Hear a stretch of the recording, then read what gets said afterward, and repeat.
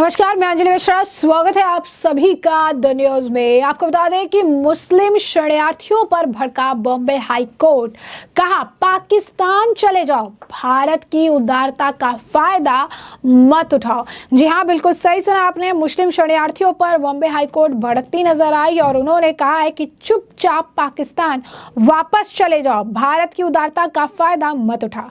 Bombay high court ने भारत में अवैध रूप से रह रहे यमन से आए मुस्लिम शरणार्थी को इसे लेकर कड़ी फटकार जो है लगाई और कहा कि आप पाकिस्तान या किसी खाड़ी देश में जा सकते हैं, भारत के उदार रवैये का दुरुपयोग करने की कोई जरूरत नहीं है।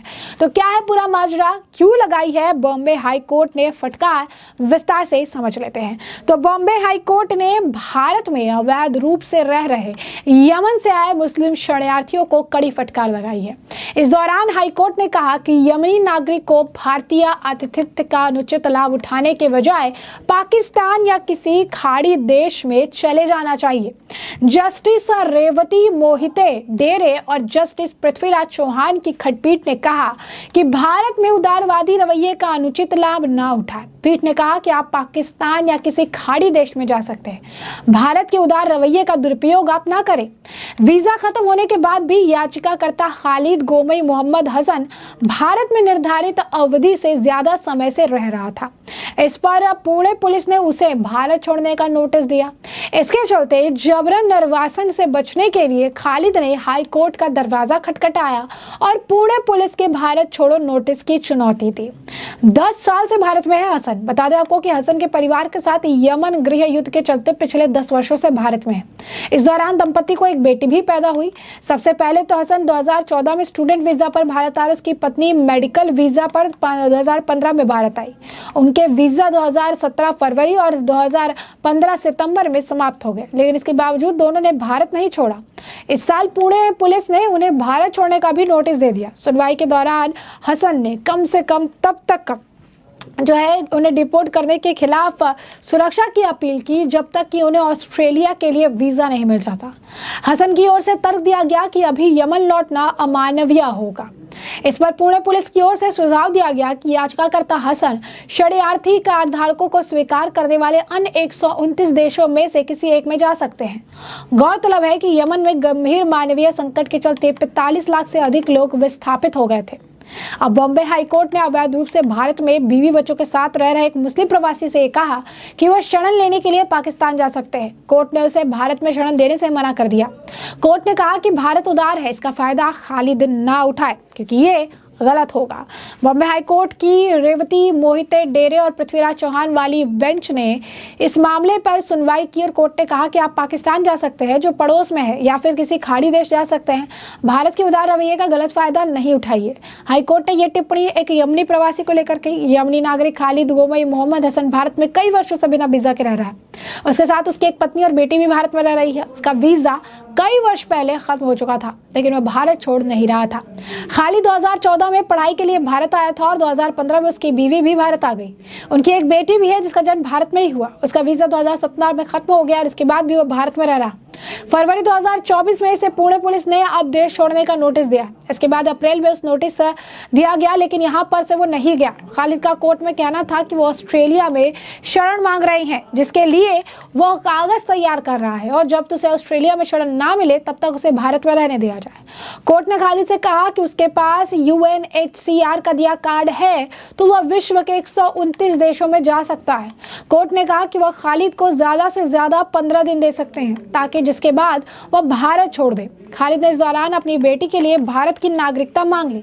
इस पर भी कोर्ट ने उन्हें कोई राहत नहीं दी और देने से भारत की नागरिकता को इनकार भी कर दिया। यानी साफ तौर पर कहीं ना कहीं जो स्थिति है वो ऐसी है कि सब जानने के बावजूद यहाँ पर जो है मामला इस तरीके से देखने के लिए मिल रहा है कि वीजा खत्म हो गया और इसके बावजूद भी यह व्यक्ति लंबे समय से जो है यहाँ भारत में रह रहा है। लंबे समय 10 साल का जो है समय देखने के लिए मिला है। 10 साल से ज़्यादा लंबा अगर आप कहेंगे समय हो चुका है, जहाँ पर वो भारत छोड़कर जाने को तैयार ही नहीं है, भारत में ही बसा हुआ है। जिसके बाद यहाँ पर इसे फटकार जो है कोर्ट द्वारा लगाई गई है। उन्होंने ये कहा है कोर्ट ने साफ तौर पर कि भारत की की उदारता है भारत शरणार्थियों को रहने दे रहा है। इसका मतलब ये नहीं है कि वीज़ा खत्म हो जाने के बाद भी आप यहीं रहें।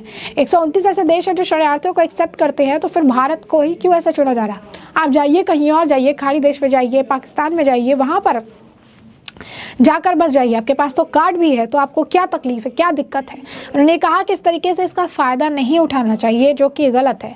इस तरीके से जो है उन्होंने कहा कि इसके दुरुपयोग मत करिए, कि भारत का रवैया जो है वहाँ पर जो है पूरी तरीके से बढ़िया है। अब 10 साल से भारत में रह रहा था, ये यमन का मुस्लिम शरणार्थी है। 2014 में स्टूडेंट वीज़ा पर भारत आया था और 2015 में उसने अपनी पत्नी को बुला लिया और उसके बाद उन्होंने एक बच्चे को भी यहीं पर जन्म दिया और बच्चा जो है भारत में उसका जन्म हुआ है। 2017 में इसका वीज़ा भी समाप्त हो चुका था और उसके बाद भी ये दोनों भारत नहीं छोड़े। यानी लंबा समय आप समझिए कि 10 साल से बिना वीज़ा के जो है ये रह रहे हैं। और गनीमत देखिए कि जब इन्हें चैलेंज किया जा रहा है, उन्हें कहा जा रहा है कि आप अपने जो है जहाँ भी आपको जाना है आप लौटिए या फिर आपको भारत छोड़िए, क्योंकि आपको 10 साल से ज़्यादा समय हो चुका है, वीज़ा आपके खत्म हुआ है और उसके बाद भी आप नहीं जा रही हैं। तो इन्होंने इस फैसले को ही कोर्ट में चैलेंज कर दिया और ये कहा कि ऑस्ट्रिया में उन्होंने मांग की, ऑस्ट्रिया के जब तक उनके पास नहीं मिल जाती है उनके कार्ड, जब तक उन्हें शरण के लिए उनको वहाँ पर वीज़ा नहीं मिल जाता है, तब तक के लिए उन्हें भारत से नहीं जाने की मांग की। उन्होंने कहा कि तब तक के लिए भारत में रहने के लिए उन्हें सुरक्षा जो है प्रदान की जाए, लेकिन ऐसा होता हुआ नजर नहीं आ रहा है। क्यों? क्योंकि कोर्ट ने उन्हें कहा है कि हम आपको ज़्यादा से ज़्यादा 15 दिन का ही समय दे सकते हैं और इस 15 दिन के समय में आपको भारत छोड़ना ही होगा। और जब उन्होंने अपनी बेटी के लिए भी जो है नागरिकता की मांग की, तो इस पर भी कोर्ट ने उसे कोई राहत नहीं दी।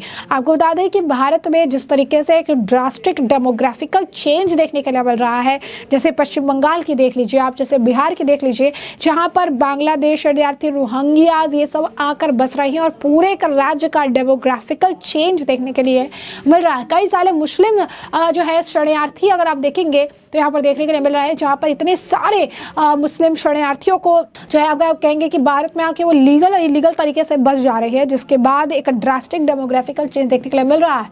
हाल फिलहाल में कोर्ट ने भी एक सख्त टिप्पणी की थी जब दिल्ली का एक मामला था और कोर्ट ने ये कहा था कि इतने कम जो है जगह पर इतने अमाउंट के लोग रहने के बजाय यहाँ पर 2 से 4 करोड़ की आबादी रह रही है, जिसके बाद दिल्ली सरकार इसके लिए कुछ भी नहीं कर पा रही है। इसे सोचना चाहिए विचार। तो कहीं ना कहीं रोहिंग्यास का बसना भी दिल्ली में कोई नई बात नहीं है, इससे भी काफ़ी मुद्दे उठते रहे हैं।